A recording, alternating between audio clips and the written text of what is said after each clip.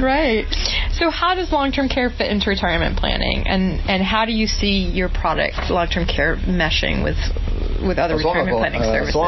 Actually, I have life insurance and then sort of some responsibilities for cross-product messaging, but long-term care works the same way, right? It's long-term care insurance replaces the rainy day fund.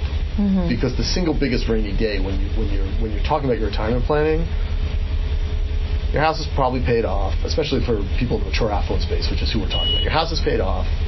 You've got a nice big cushion. You can afford the insurance premium, so unless you're an idiot, that you're covered in case there's a hurricane or a fire or whatever, right? Your kids are through school. Really, the only thing that can likely harm you financially is a long-term care need. Right? Yeah. You have supplemental Medicare, so cancer is not going to ruin you financially. Mm-hmm. In fact, it'll probably make your spouse wealthier because you're not going to live as long if you want to be a little morbid about it. But the only thing that can kill you it can kill you financially is long-term care insurance. Long-term care. So you need a pretty substantial rainy day fund, and then again, you have a choice. Do you want to insure yourself, or do you want to pay somebody else to do it? Yep. And if you're wealthy, you have a lot of. If you're mature affluent space, you have a lot of flexibility on how you pay for that. You can pay for it in a standalone product, which is a few $1,000s a year in premium, but use it or lose it. You can buy these hybrid life policies like Lincoln's Money Guard or New York Life's Asset Flex that are but that's too deep for the consumer. Like, you can either mitigate the risk or you can have a rainy day fund. Okay. And if you'd rather spend the rainy day fund than have it sit waiting for the rainy day, then give up a portion of it and buy insurance. Okay. What do most people commonly learn about retirement in their first 1 or 2 years? I think it depends sort of on who they are. Right? Some people, and this would be really fruitful. I haven't thought about that question, but you're going to answer that question for us. I'll give you a few hypotheses. Sure. Of buckets of people. Some of them think about managing their money. Some of them think about whatever passion it is that they had retired to do.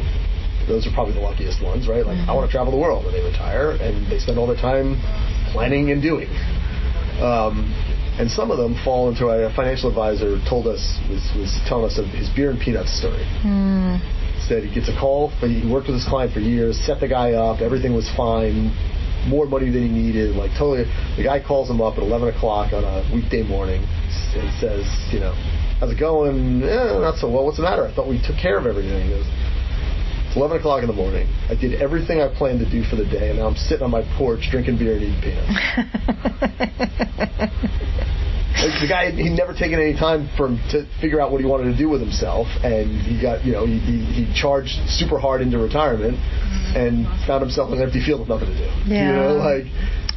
Because he hadn't really thought about who he was at that stage. Yeah. That's a really good story. Yeah. What are the most frustrating or disappointing moments of discovery for consumers as they enter into retirement or retirement planning?